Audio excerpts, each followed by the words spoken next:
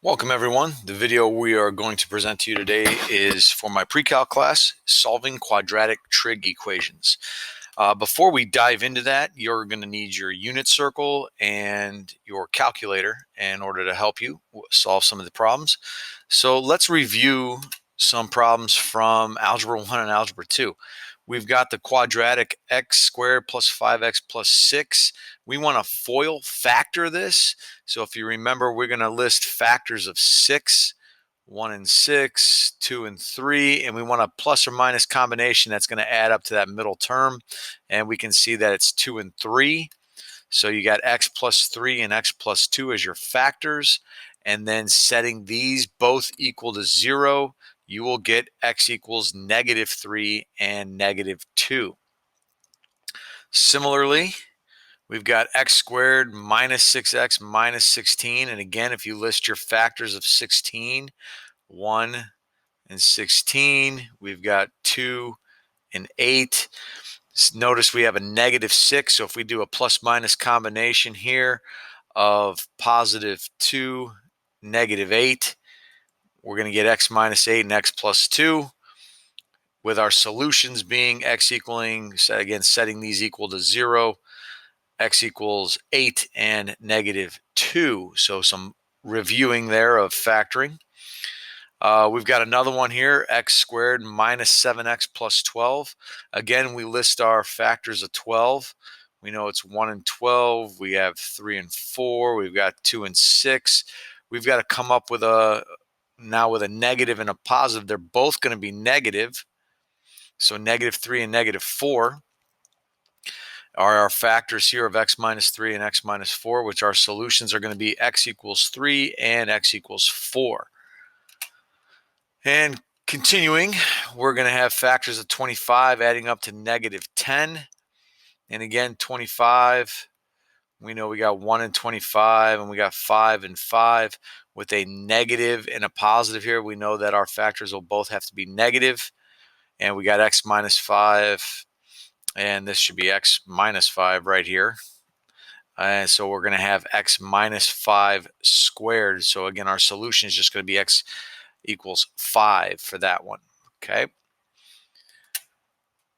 Moving again, we have not a full quadratic. We're just going to do some factoring of taking out a greatest common factor. If you notice, they both have an x. We're going to take that x out. Setting these both equal to 0, we'll have a factor here, or a solution for 0 and for 4 for both of these by taking out an x. Similarly here, we're going to take out a common factor of 2x from both, and we'll have x plus 8. So again, we'll have 0 here and -8 as our factors for that. And then we have a couple different ways here. We have different strategies. We just have x squared. So there's nothing to factor out. So we're actually going to do some Algebra 1 stuff here. We're going to move the 25 to the other side.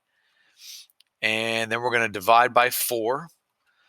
Now, one of the things we have to remember here, when we go ahead and take the square root to undo the square of both sides, we notice we have perfect squares here on the top and bottom.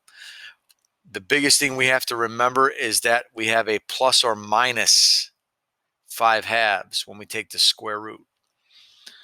Here we have a coefficient, leading coefficient bigger than 1. So depending upon how you were taught in Algebra 1, you can do the AC method. You can make your x in your box if you're doing that method. I know that 2x and 1x will give me the 2x squared, and then factors of 1, and then I just figure out the plus or minus combination here. Solving by setting both of these equal to 0, I'll get x equals 1/2 and +1. Now, that was a very fast and quick review of factoring. Now I want to look at how do we go about this with trig. So we're going to treat it the exact same way. So tangent squared plus 5 tangent x plus 6. I know that this is the same as x squared plus 5x plus 6. So when I go to factor this, I have tangent of x plus 3 because I know that if I have x plus 3 and x plus 2, when I factor that, I get x equals negative 3 and x equals negative 2 when I set that equal to 0. So now, when I do the exact same thing here, I get tangent equal to negative 3 and tangent equal to negative 2. Here's where we use our calculator. We are going to take tangent inverse of negative 3 and negative 2. And we're going to wind up now having 4 answers. Now recall, these are going to be our reference angles because we have to remember our little acronym of all students take calculus. We have tangent as being negative. So where is tangent being negative? That's in quadrant 2 and in quadrant 4. So using negative 71.565 and negative 63.435, those are our reference angles. So when we go about this here as our reference angles, we know that negative 71 degrees, we'll call it 0.6 for the tens place. And if we bring up our calculator, we know that the reference angle rule for quadrant 4 is 360 minus the angle. So if I pull up my calculator and I go and clear off and go 360 minus the 71.6, I know I've got 288.4. So my first angle is 288.4. And then I have to use that 71 degree reference angle for quadrant 2. And then I know that my reference angle rule for quadrant 2 is 180 minus the angle. So my second angle is 180 minus the 71.6. And I get 108.4. So that's actually my first and second answer. And I actually have to do it again because I had another factor. And I'm going to do the exact same thing, but I'm going to use the reference angle of 63 degrees. So 63.4. So my third angle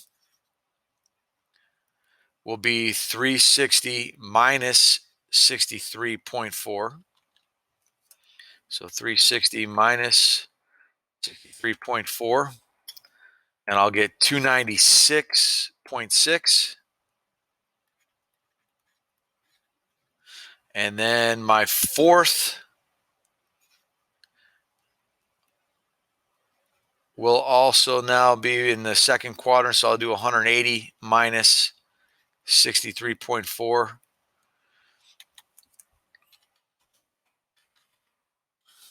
And I get 116.6. Notice we had 4 answers because we had 2 for each factor. Okay, we'll look at another one. Here we've got 2 cosine squared minus 3 cosine plus 1. If I factor that, and again, if I write it out as 2x squared minus 3x plus 1, then I could figure out my factors here of 2x minus 1 and x minus 1. Here I have x equals 1/2 and x equals 1, very similar to the warm-up we did. So now I set it with cosine equaling 1/2 and cosine equaling 1.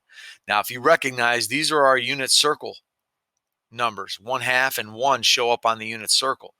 So where is cosine? So now again, all students take calculus. That tells us where we're positive for cosine. So that's quadrant 1 and quadrant 4. And then for 1, we know that that's 1 on the x and y axis. So if we look on our unit circle, we'll see 60 and 300 for our first and fourth quadrant, and then 0 degrees as we are on the x-axis here. Okay?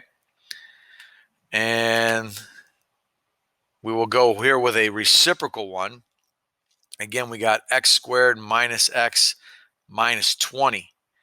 So if I factor this, I got to figure out factors of 20. And that's going to give me a negative 1. So that's going to be a positive 4 and a negative 5. So x minus 4, or x plus 4 and x minus 5.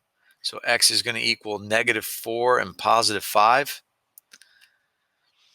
Now when we go about this, we'll get cosecant equal to negative 4 and cosecant equal to 5. Now, because it's cosecant, we're going to flip this and use the reciprocal identity. The reciprocal identity for cosecant is sine.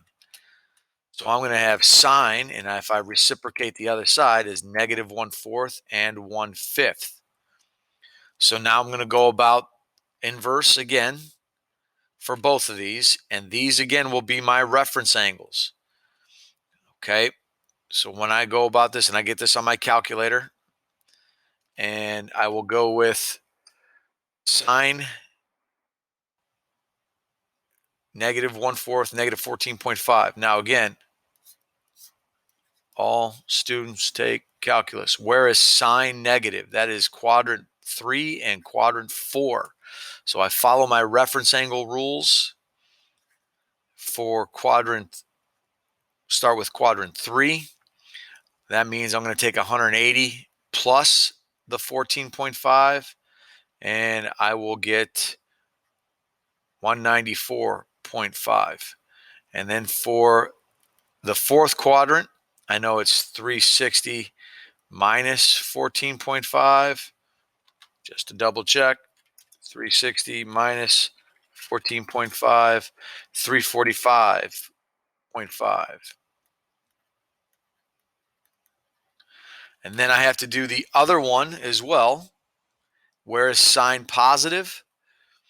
Sine's going to be positive in the first and the second quadrant. So I got to do the reference angles for those with 11.5. Now 11.5 in the first quadrant is 11.5 for my reference angle. In my second quadrant, I got to take 180 minus 11.5. So 180 minus 11.5, and you get 168.5. So those are my 4 answers to solve that quadratic equation. I hope that helped, and make sure you look at the notes for my class, and any questions or comments, let me know.